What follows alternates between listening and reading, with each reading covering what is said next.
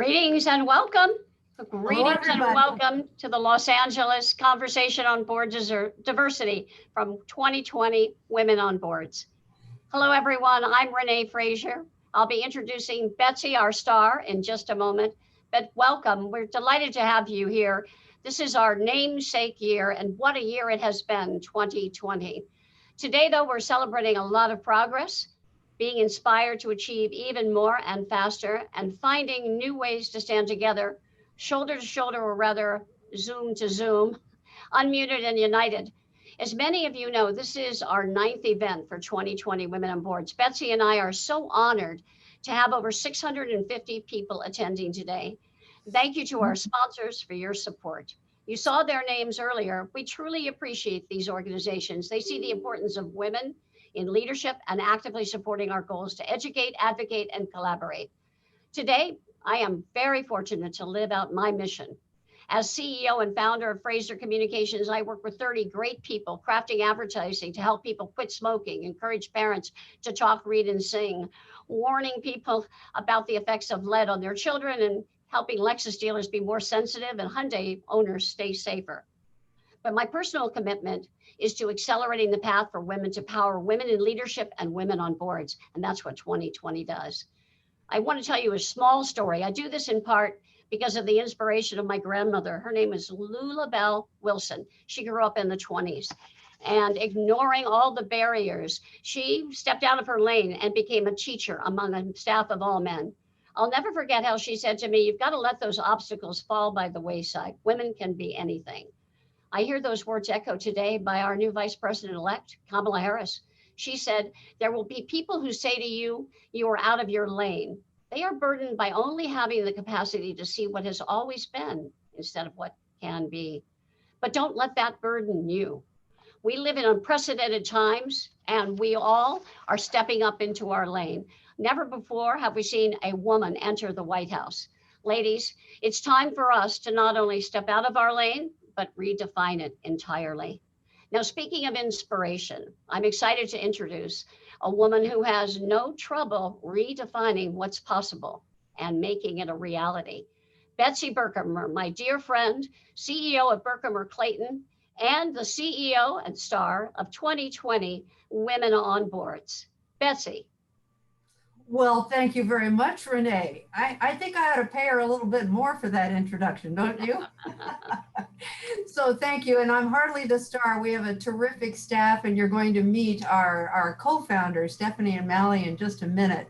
But I am exhilarated. The momentum that we are building with 2020 Women on Boards is truly global. I was just on the presentation this morning to London, and we had 300 people in London listening intently to our panel and to the breakout sessions to follow, as will happen today. After our panel, we'll be going into separate breakout sessions, and all of your director coaches are all poised to give you their good insights and listen to your value-added experience. So it's a big day ahead, and of course, Renee and I are so proud to be co-chairing Los Angeles once again. This is our ninth year of the 10 years that 2020 Women on Boards campaign has been in existence. And we started with just a small group in LA.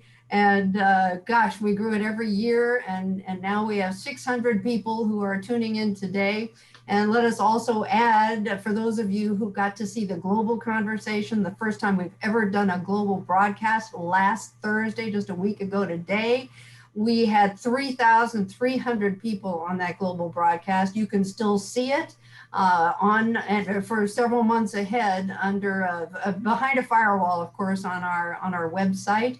And then we have 28 events that started Tuesday in San Francisco and Chicago and London, many others today. And then we will culminate on December 4th in New York at 11 a.m.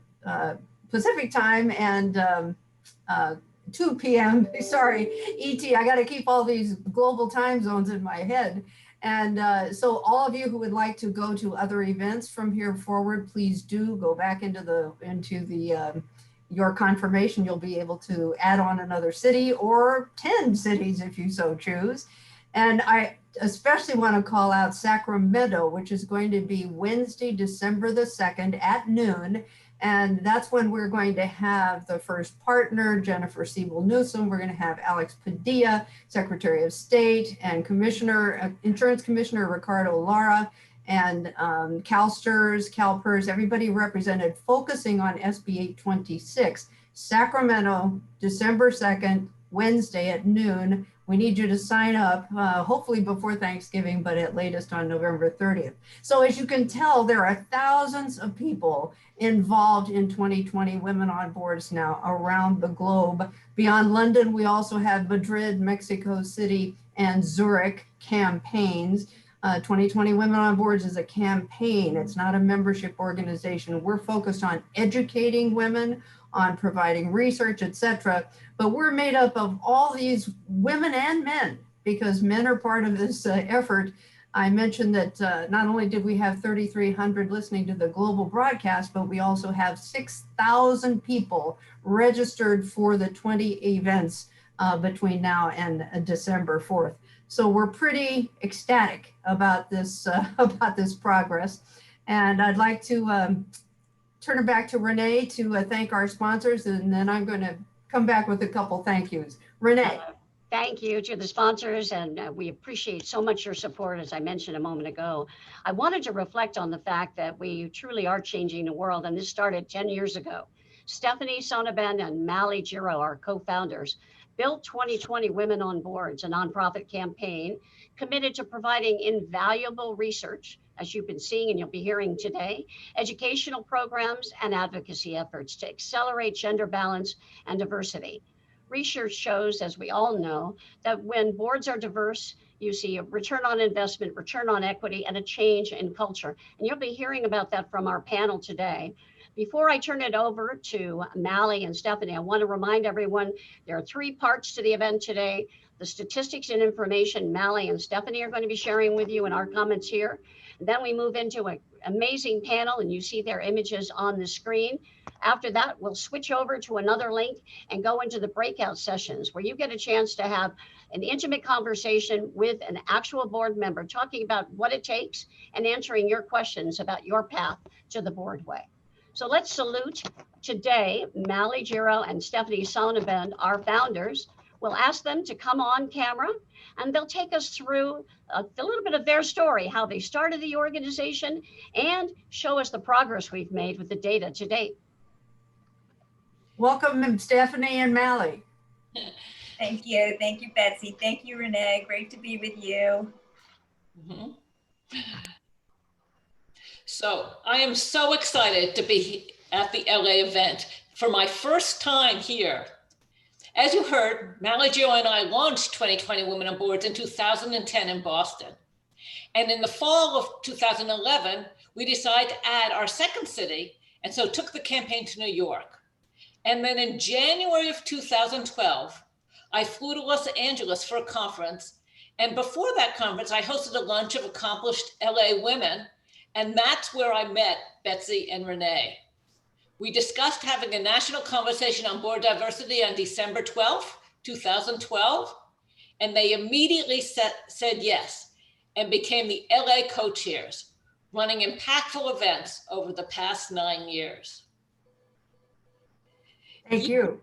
Here, we report on the number of women on corporate boards on the Russell 3000, the largest publicly traded companies in the US, which we feature in our Global Diversity Index and database published annually on our website. This year, we're happy to report that the percentage of women in the Russell 3000 has steadily increased in the past 4 years from 16.0%. Actually, if we could go back one slide, please. There we go. From 16.0% nationally to 22.6% women on the Russell 3000 board in 2020. At the same time, the percentage of women in the Russell 3000 companies headquartered in California increased from 15.6% to 24.7% in the same 4 years. That's a 9-point percentage increase in only 4 years in California. What do you think? You think the legislation passed in California had something to do with that? Yes. Just so you know, the California increased by 9 percentage points, and the U.S. total increased by 7 percentage points. So yes, big jump in California. And I'm happy to say California reached the 20% mark last year in 2019. Among the 25 states in the US that have more than 20 companies on the Russell 3000, all but 2, Florida and Utah, exceeded the 20% goal for women on their boards this year.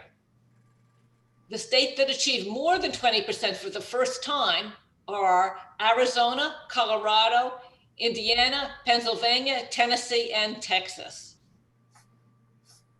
This year, there are 511 companies on the Russell 3000 companies headquartered in California. And if we could go to the next slide, 341 or 68% of those are what we call winning companies at 20% or greater women on their boards. That is 1,070 total women on Russell 3000 company boards headquartered in California. So imagine all California companies on the Russell 3000 had 20% or greater. All that is needed is between 173 and 209 women, depending on whether they add a seat or retire a man. Now, considering 208 women joined a California company board just last year, all companies could be at 20% or greater really soon. Since meeting our goal in 2019, a year earlier than expected, and nationally and in California, and surpassing our goal this year, while we applaud our progress, 20% is no longer good enough. As Melanie Dobson said in the Global Conversation last week, we're pleased but not satisfied. So here is my good friend and co-founder, Mally Giro. Thank you, Stephanie. We'll take the next slide. So our new campaign will advocate for gender balanced boards, an equal number, or one more or one less woman on an odd numbered board. Let me get them. Out of 2,982 companies nationwide, only 163 have gender balanced boards, just about 5%. Today in California, there are only 36 companies out of 511 with gender balanced boards, about 7%. We still have a lot of work to do. 504 companies headquartered in California are in compliance with phase 1 of SB 826 legislation, which required all companies to have one woman on their board. Only 7 more need to comply.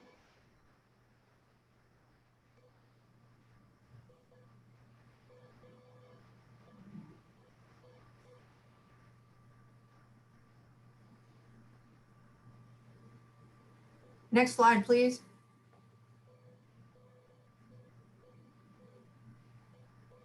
So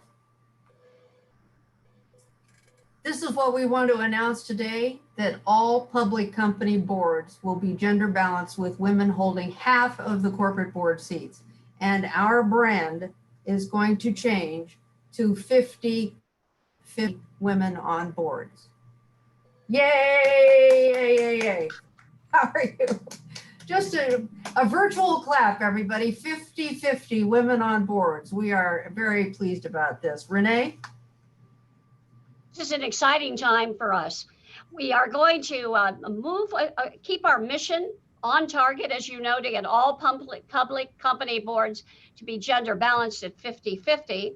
And we know that our educational programs will help that happen. I want to talk a little bit about our campaign, which will continue to be collaborate, exactly, educate and advocate for women on corporate boards. And in 2021, we have all new programs we'd like to talk with you about. Betsy. Many of you know about our very popular virtual Get On Board workshops. We had 10 workshops this last summer, and we're going to continue those virtual workshops with people attending from all over the globe, resuming in February. And then, drum roll, we are announcing our new program, Path to the Boardroom, for women in their mid-careers, in 30s and 40s, thereabouts. To help them with their visibility and their networking that you need to develop in order to be qualified, in order to be remembered for potential board positions a little bit later in your career. So that begins in the first quarter. Very excited about that. This program, I will say, Betsy, has been by popular demand. A lot of the women who are part of our leadership committee have been fabulous, have indicated how much they want help in the mid-career level. So this new series will be a fantastic addition. I want to also give a shout out to Holly Mitchell.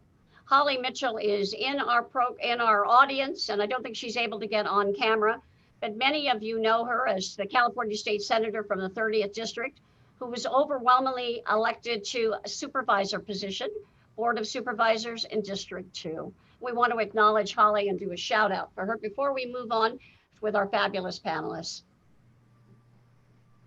Well, may we say special thanks again to Mally and Stephanie for all you did to launch 2020 Women on Boards. We wouldn't be here today if it were not for your vision and your smart way of approaching this. And like Melody Hobson said, if you don't count the progress, you don't count the numbers of women on boards, you don't count the number of women of color on boards, you're not going to make progress. So the fact that you started counting 10 years ago has been significant. And now the momentum is really moving globally. What you started as just an idea, look what has happened. So we're extremely pleased about that. Thanks, Mally and Stephanie, for everything. And we'll be talking about what's going to happen with our new 50-50 transition as we launch in January. Everything will change to 50-50 women on boards, our website, URL, all our materials, and we're going to have a store online where you'll be able to get scarves and coffee cups and red jackets if you even would like to have one of our colors. Keep wearing the colors of 2020 Women on Boards. Lots of things going to 50-50. So can I just underscore too, Betsy, the fact that this now is a global campaign. It's no longer just the United States. We can raise the issue, raise the visibility of the research, and help other countries to step up. So women will be changing the world, and we really are redefining the lane for women. Thank you. My own personal gratitude also to Stephanie and Mally for making this major change in the world. Thank you. Well, now let's turn to our exciting panelists. We have a very inspiring and informative conversation ahead with our panelists. Betsy, would you like to invite them as their cameras come on? I certainly do. So I'd like to first introduce Gadi Vasquez, who is Gadi Vasquez, formerly Executive VP with Edison International and former ambassador to the United Nations, and he serves on the board of Granite Construction. And I welcome Kathleen Brown, former state treasurer of the state of California. She's on the board of Sempra Energy and Stifel Wealth Management Corporation. Tracy Doi is our longtime friend, CFO of Toyota USA, and Tracy serves on the board of City National Bank and has for many years, which is also related to Royal Bank of Canada now. And last but not least, Ann Gates, former CFO of Disney Consumer Products. She serves on the boards of Kroger, where we often shop, and also Tapestry and Raymond James. So all their extensive bios are on the webpage for Los Angeles, where you'll see all of the city events, all 28 of them with the speakers. And I forgot to add that in addition to Los Angeles, we have 400 director coaches throughout the country and throughout the globe, helping women during this series of events. And we have 120 esteemed panelists, like the 4 excellent panelists we have today. So we want to introduce them, little applause, and Renee will start the conversation. We're going to have a conversation with everyone today. Renee. And I'm going to start with you with our first question, and all of the panelists are welcome to join in. Today, gender diversity and racial diversity are essential business topics for corporate boards. Inclusiveness, equity, very important considerations. And do you see more companies truly embracing diversity today? And can you talk to us about how boards are effectively increasing diversity, both on the boards and also inside the companies? Okay, great. First of all, I want to thank you for inviting me to be on such a distinguished panel.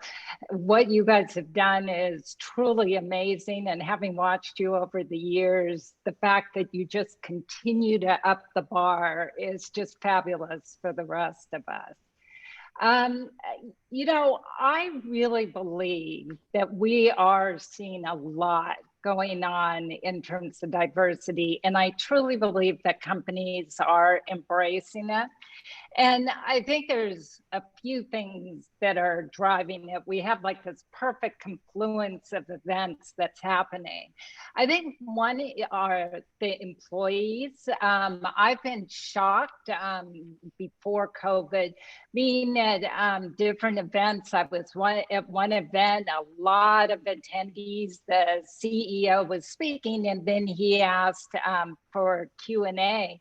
And a young white guy got up, maybe 29, 30 years old. He got up and he said, I'm looking around this room and I'm just not seeing the diversity here. And, you know, for me, that was, for a 30-year-old to stand in front of a major CEO like that and say, wait a second, this isn't what I expect coming out of college. I was at another event that was a women's affinity event, and I was speaking, and the CEO had come and the management team had come to show support for all the women there. And a woman in the back of the room raised her hand and she said, it's great that all the senior management are here, but why is it all men? And so the fact that employees are speaking up, and we're not talking the Googles of the world, I think that's putting pressure on the CEOs. Then obviously investors are asking for it, right? The famous Larry Fink letter, where he has basically said, even if you are passively traded by us, we are going to be looking at whether there is diversity within the company and on your board. And then you're also seeing it in terms of the consumer. The consumer is starting to get wise and to worry about it. And also, what's also been interesting to me is how Me Too and George Floyd has impacted CEOs directly and personally. And so I do see CEOs really internalizing what's going on in the marketplace and really feeling that it is the right thing to do in terms of having a diverse workforce and clearly a diverse board as well. So I don't think this push is going away. I think it's going to continue. And so some of the initiatives I've seen, and there's been a lot of initiatives, and I think that's the good news, that there's a lot of them because they're not all going to work. This is really hard work. We don't even know exactly what we want, because what does diversity mean? What are we measuring? What are we,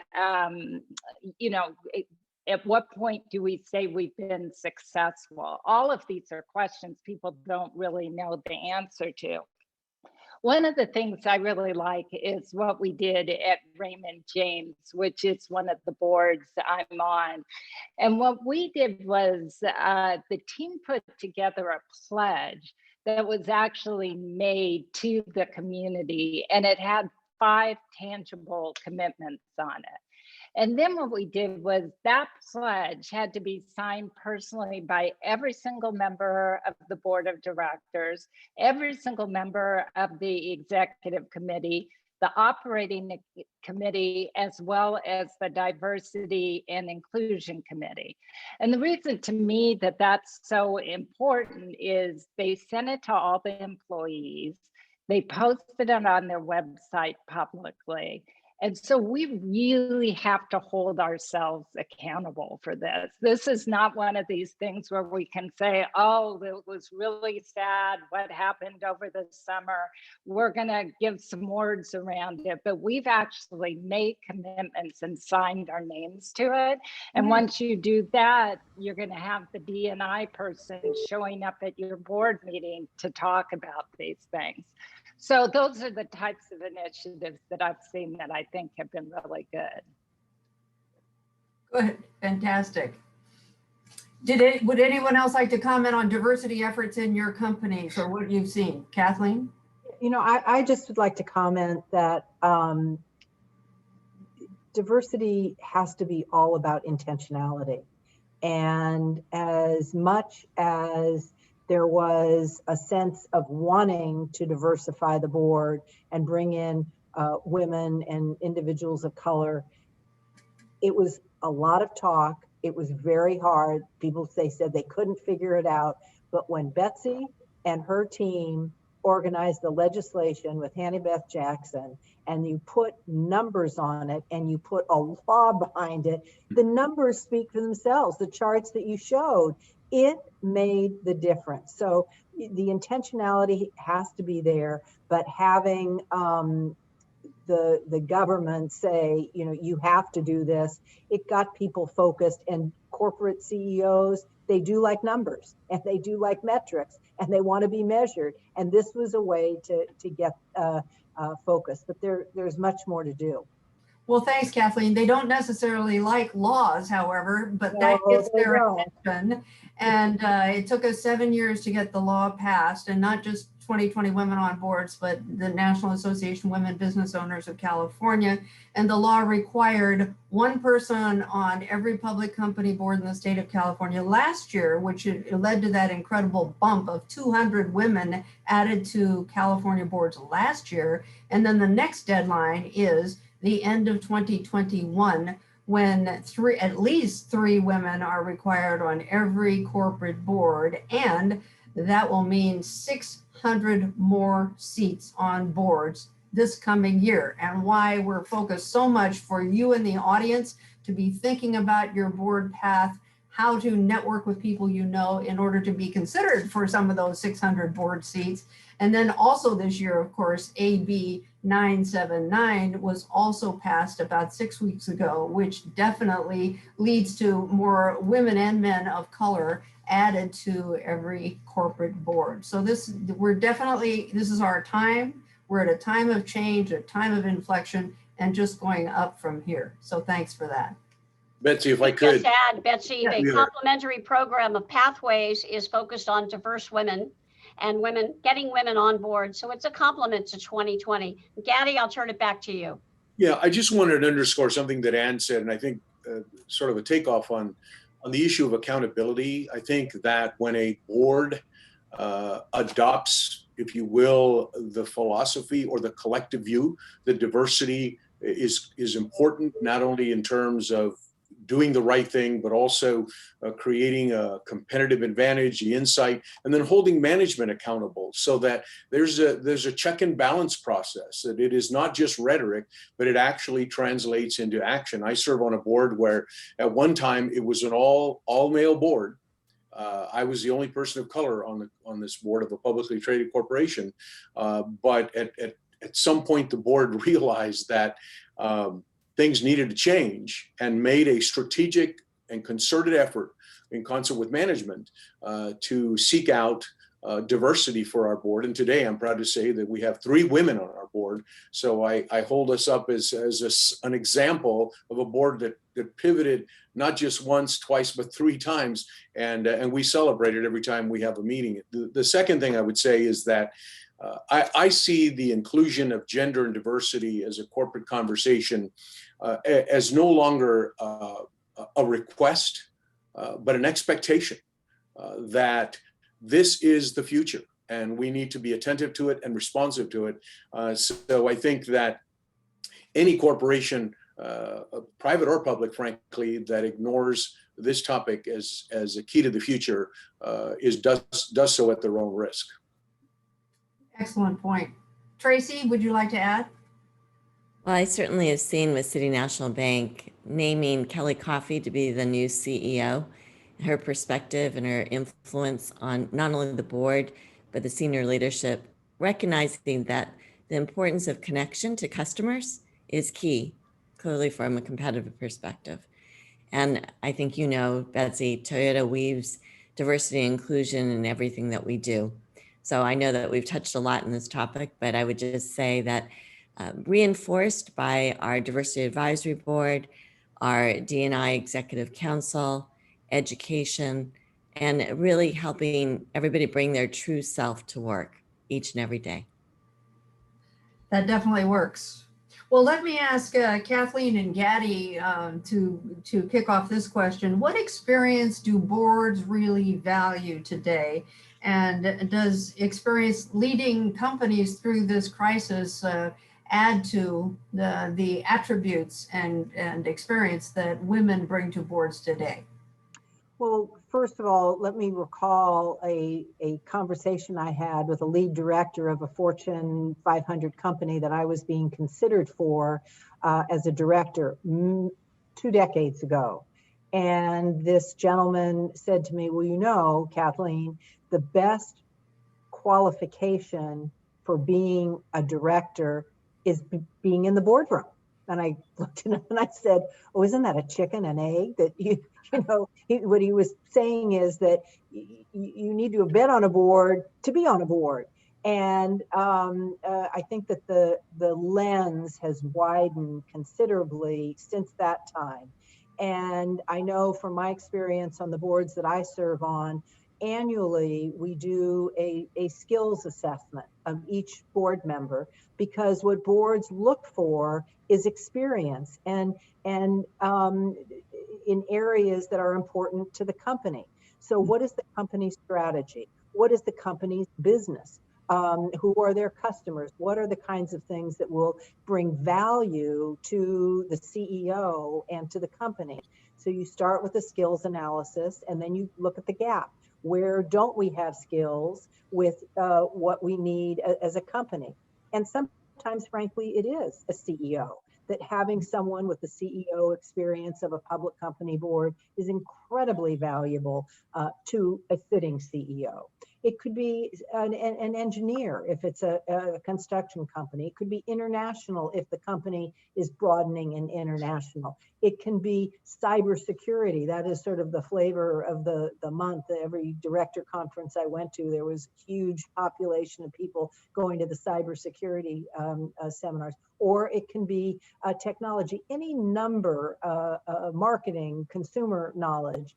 And then you get to the skill set, and then you have to have a culture fit, because every board has kind of its own personality. And I think that getting known in your field and being successful, effective, accomplished is going to be the best way to be identified. In terms of crisis management, I think that's obviously with the increased role of activists in the public company marketplace, having some crisis management experience, and of course COVID, what we've seen in this past 8 or 9 months has brought that home as a skill. Well, thank you on that. And Gaddy, what new experience are you seeing boards bring on that women generally have? Well, I think that, you know, it's as a Latino male, I will say that as someone who has grown up under the teachings of a grandmother who lived to be 85 and raised 8 children on her own as she was widowed in her in her very early years, I have always had a tremendous amount of respect for the fact that we all come from different places, different life experiences, different professional experiences. But I also believe, to Kathleen's point, is that we also bring life experiences and perspectives that have shaped us both personally, professionally, and our backgrounds are shaped, our viewpoints are influenced by all of that. And so when we're able to bring all that to the boardroom, we're able to bring a fresh and new perspective and bring those moments where you might be able to move the needle that results in a successful outcome for a corporation. What I will say about crisis, having managed through a few of them, anyone who's lived it knows that a crisis can manifest itself in many, many ways. It can be gradual, it can develop over time, or it can strike like lightning. And I suspect, fully believe, that there are boardrooms today where board members of all backgrounds are grappling with and struggling with the challenges that this pandemic has beset on corporate America and on earnings and everything else that goes with it. But also, as I heard the Fed chairman say a couple of days ago, that the American economy will be a different place post-pandemic, and it will be different. And therein lies the imperative of having the experience of managing through crisis, the unexpected. And there are countless examples of companies and boards who have handled crisis and public issues very, very effectively, and others not so. But as a board member, I think it's an imperative to have the core skills, the experience, be able to articulate the areas that need to be emphasized in the course of a crisis, and be able to work collectively, because the atmosphere and the culture of a board is also critically important, especially when you're facing a crisis. Thanks, Gaddy, very important. Renee. One of the other areas on a board that's risen in importance is ESG. Tracy, can you talk about environmental, social, governmental, the issues that are discussed at the board level, and why that committee in that area has become so important to boards? Thank you, Renee, for the question. I think we are seeing definitely that investors are much more socially conscious as our shareholders. And so they're really trying to assess a company's impact on the world. And you're seeing that as well as kids are coming through college, right? There's much more focus on corporate social responsibility and the desire to make, from a customer perspective, purchases only from companies that have those shared values. So that could be something like sustainability, renewable energy, clean water. For Toyota, we certainly emphasize our electrification strategy and the desire to have, very strong focus on greenhouse gas emissions. And all of us share the concern related to climate change. Another example that a corporation may want to consider is, if they are a manufacturer, how are they treating their workforce? We've certainly seen investors and shareholders have concerns when a company is maybe using low-cost workers in an underdeveloped country or in an unsafe situation and structure. And then when you think about the most recent focus on social justice, I think we all see the importance that Anne and others have underscored. These are reasons why corporations are focused on ESG, and you're going to see much more of that. And I think you could look at that as an opportunity for future board members as an additional element that you could bring to the table beyond your core competency or technical skills.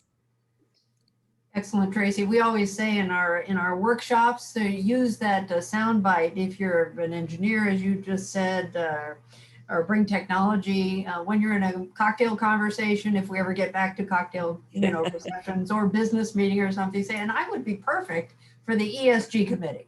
So many of you might use that as well as perfect for the audit committee or perfect for the compensation committee. This is valuable experience. So may I ask Kathleen and Anne? Just one point on that. Yes, Kathleen. There is one skill that is mandatory on every corporate board. It's financial expert. the others, it depends on the business, on the industry, so forth, often different skills. But to the degree women accountants or women who take financial positions can qualify as a financial expert, you can guarantee that is a spot that every board must have under the SEC. The others are evolving and a little bit more soft, if you will. Yep. So I just wanted to observe that.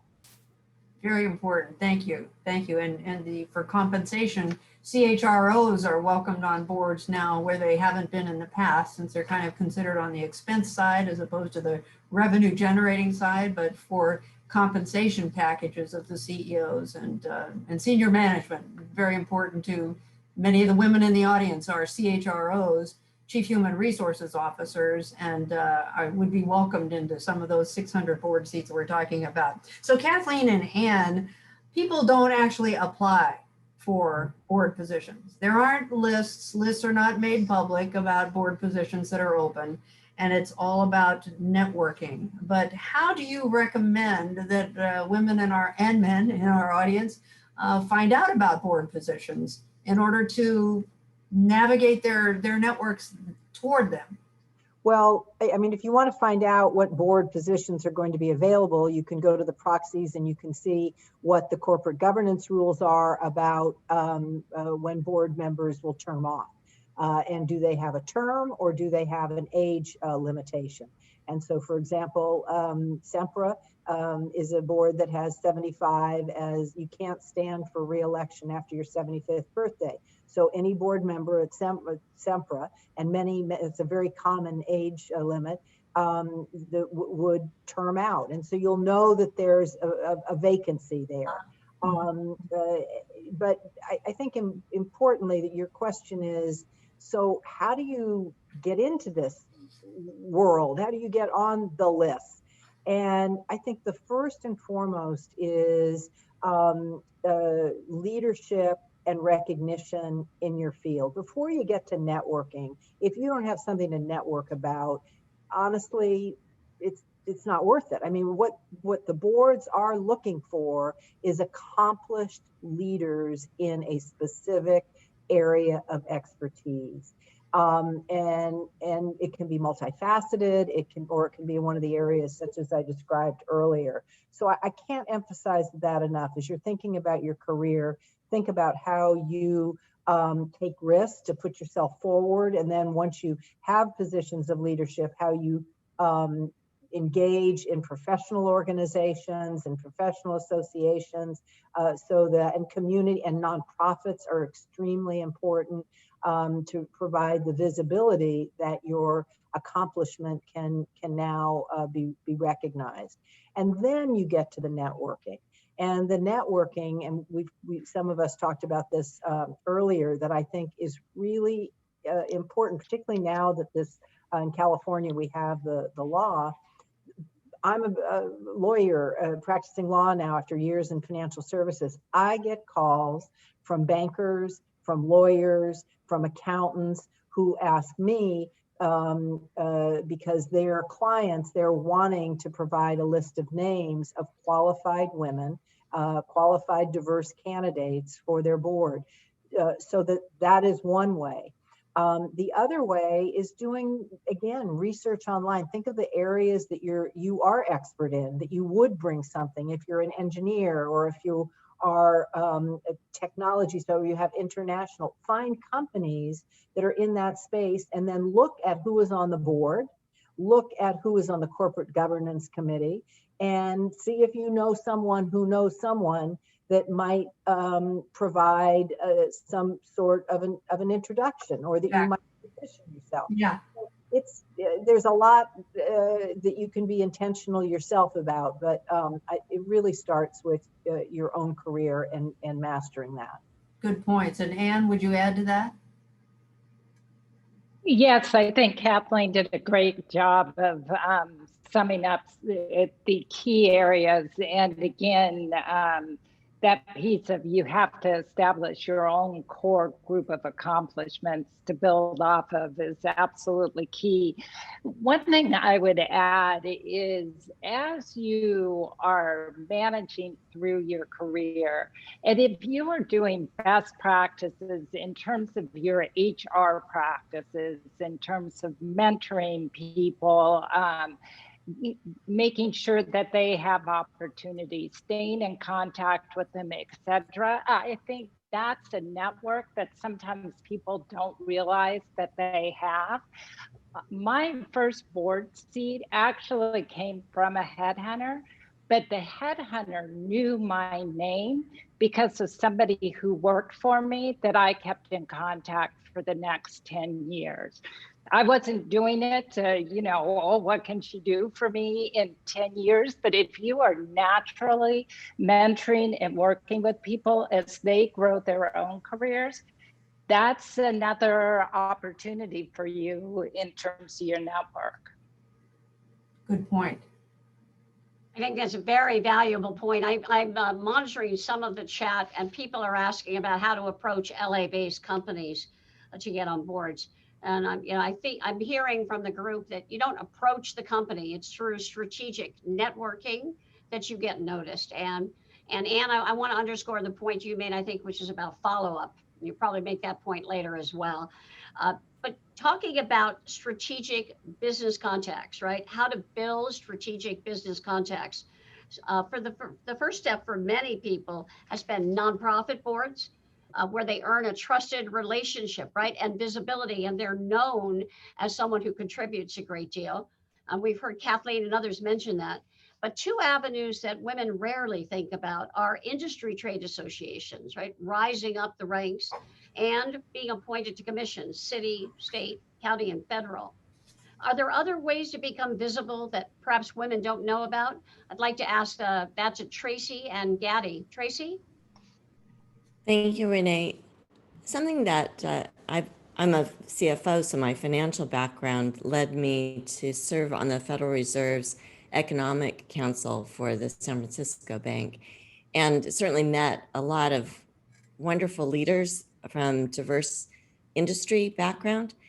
And I think that experience, I probably had a reference that came through that to earn the position at City National Bank board.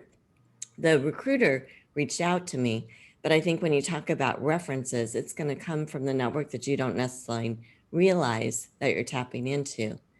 The other thing I'd probably share, building upon the previous conversation, is think about your personal branding.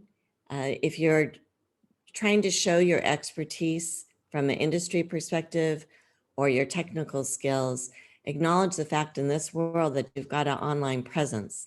Are you publishing articles? Are you online with a video? Are there things where you are supporting others and not just signing up to be on nonprofits, actually contributing in a very positive and impactful way? I think people can see that that experience would translate to their board. And then maybe when you think about your circles of influence, I think we have all heard the comment of a personal board of directors. Are there those that could sponsor you to make those introductions? Does your company, your CEO, do your board members believe that there's a benefit to serve on a board? And would they be willing to open doors to maybe introduce you to private equity investors, private companies to start with, opportunities that maybe you weren't aware of? Gaddy?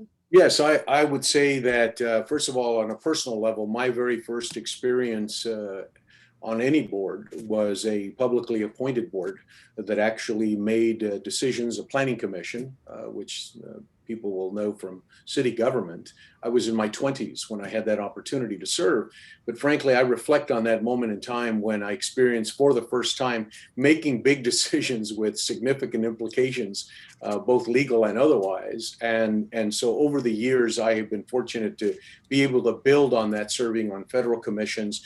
But I think there's also an opportunity that when you can serve on a body that actually has fiduciary responsibilities so that you are able to, and this may sound very simplistic, but I believe this very, very firmly, that having a sampling of what it is to make serious decisions that have implications and also have standards of performance and outcomes that people expect either on the board or if it's a service agency or a public agency, those are expectations. And I think that's an opportunity that creates sort of the scenario that Tracy alluded to, that when you are viewed as a high performer and as a leader achieving results and positive and constructive outcomes, that will create opportunities that you cannot even foresee or anticipate and come in a moment of surprise that opens a door of opportunity.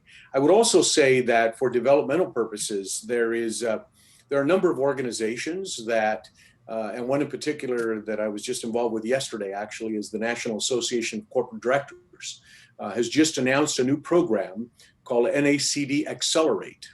And it is a 2-year program intended to develop prospective candidates for board service by providing topics and training and workshops and insight.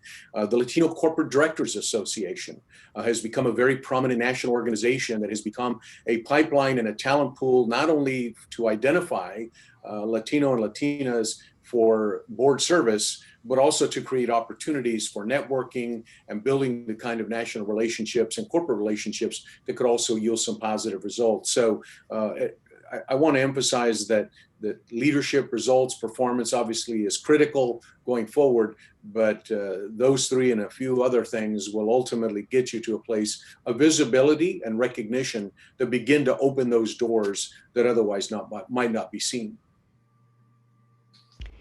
Kathleen, did you want to add? Well, the one thing that I wanted to comment on is when it's important to a company that they're high potential leaders who are in the succession lineup, that they get diverse experiences, and one of them is being on a public company board, that if they're going to be in the line of succession to CEO, and they run one of the subsidiary businesses, they are the general counsel, what have you, the company will, good companies in my judgment, will invest in helping that individual get on a board. And they can do it through the CEO networking, through the board networking, or you can do something that's known as a reverse search. And because it's art and science, you can try and manage the science part by engaging a search firm. And I know, Betsy, your firm does reverse searches, where you can take out all companies that have a conflict so that you couldn't serve. You then can look at companies and industries that are strategic and would be really helpful to the company to have that executive on a board of such a company. And then you start the art part where the executive search person like Betsy starts making outreach to companies about board candidates that they're representing. And I think that's a really fabulous way for a company to invest in its high potential talent in the succession line. Well, thanks, Kathleen. And I also would add for everyone in the audience to find companies that might be looking for women, or you're just guessing really, but look at our website, 2020wob.com. Right on the front page, you'll see, scroll down to our research and reports, and you can filter for California companies.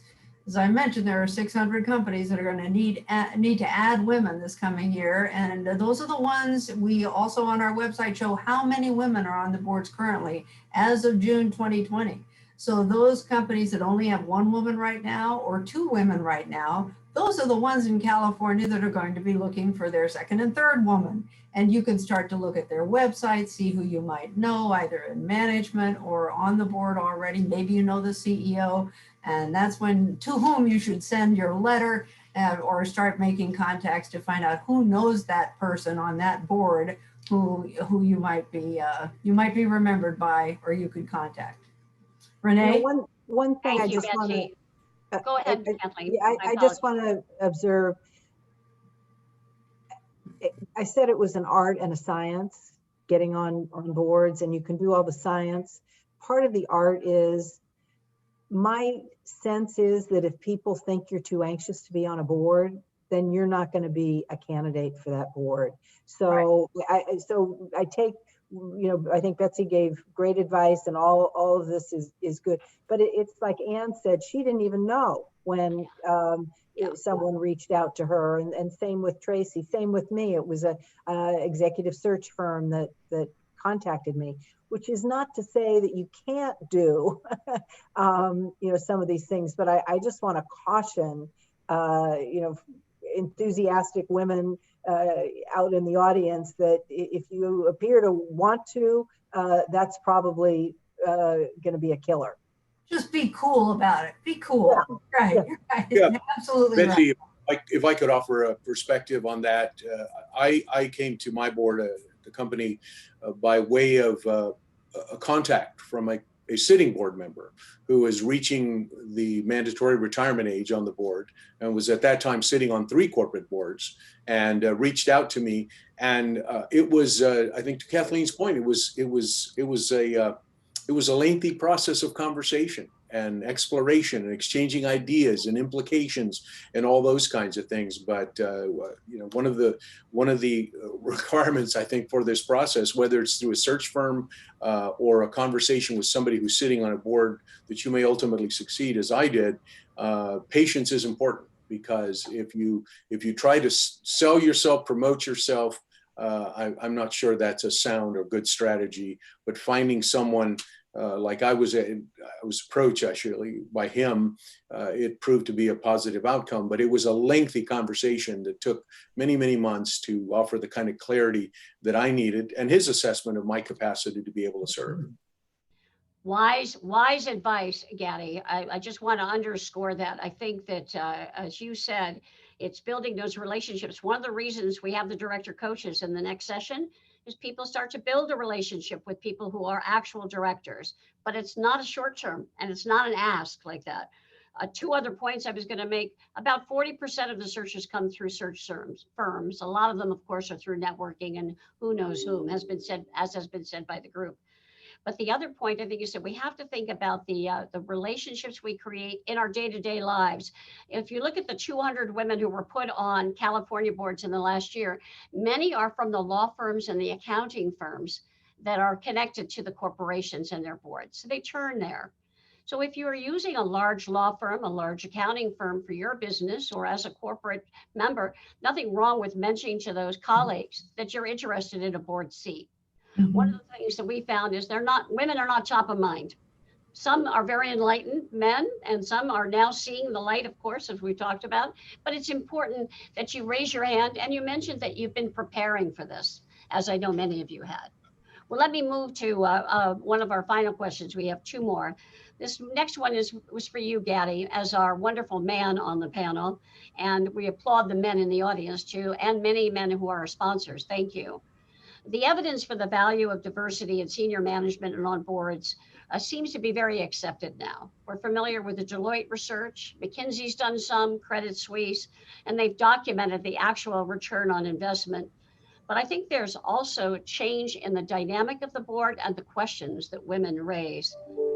Gaddy, can you talk to us about the perspective you've had seeing women act on your boards and how they've contributed in ways that may not be directly measurable to profitability? Well, as I said earlier, that we all come from different places. Our life's journey, our professional journey, our personal professional development takes on different shapes and different forms, different phases, depending on which stage of life you're in. And I think that those are very, very important attributes in a boardroom. And I will tell you that on a very positive level, that as I described the scenario where we were able to identify 3 women who have since joined the board of which I serve, I will tell you that it changed the tenor, it changed the cadence of conversation. It has taken us to topics and areas of discussion that we might not have ever gone to, shall we say, that have been introduced, because we are living in an era and in a time of transition for our country. First of all, we're dealing with a historical pandemic that is affecting virtually every aspect of our lives on a daily basis, whether we're shopping, flying, spending, whatever it is. As I said earlier as well, corporate boards are struggling with those challenges. And secondly, what we look like post-pandemic will also cause boards to reflect on where we go going forward. And then when you factor in, and I think this is perhaps for me, the most impactful aspect of all of this as a board, is that 50+% of the population today are millennials and Generation Xers. And I don't know if you know a millennial, but I know many millennials, and their perspective and view on the future is very, very different than what I think and perhaps society is thinking today. But I believe that in corporate America and in enterprise, boards will have to consider all of those aspects. And I think that having the kind of diversity that we are achieving now, and I want to give you all a shout out for the tremendous leadership on this 2020 Women on Boards program. I was inspired in the first 10 minutes. And then when you announced the rebranding, I got more excited. So I really congratulate you on what's been accomplished. But more importantly, I know that the outcome is going to be a positive, favorable one. There are moments in time, the election of a vice president, a woman. The other night I was watching an astronaut, Kay Rubins, who was working on the docking between the SpaceX capsule and the International Station. And I was watching her going through all of the process and the protocols, and felt compelled to remind myself of a fact that I had not checked in quite a while. And that was, how many women astronauts have there been in space during the space programs? That number is over 60 women have been in space as astronauts. And I thought those are moments that get lost in time and get lost in yeah, and when you think about that, Sally Ride, who was the first in space, and then between her and Dr. Rubins, 60 astronauts, or Kim Ng, who was just named as the first general manager of a Major League Baseball franchise by Derek Jeter. These are all accomplishments that ultimately will influence the boardroom, how a board thinks, and the more diversity we have in those boardrooms, the better we will be positioned for great outcomes. Well said, and thank you for that. Well, our last question is to all of you. I'd like to start with Tracy. In closing, what would be your guidance to the women? Perhaps something women don't know about seeking corporate boards, or something that would surprise them. What do you think, Tracy? Thanks, Betsy. I would encourage you to reflect on your strengths. And I think that women sometimes don't have that confidence that's portrayed in the interview setting. They tend to look at the profile and start sometimes with the things that they don't have or don't do. So leverage 2020 Women on Boards, or now 50-50 Women on Boards. Get on board workshops, because being able to concisely share what your strengths are in that elevator pitch is super important, and own it with confidence. Be bold. Excellent. Anne, what would you say in your final moment? I think one of the things, because there are events like this and there's other opportunities like this to network, I really hope people take advantage of it. And the thing that surprises me is that a lot of times people don't. They do a networking event as one and done. And I think you're much better off if you think about, how am I going to follow up with this person that I have just met? I get phone calls, several times a year. And I will sit there and go, wait, somebody contacted me a year ago. I can't remember their background.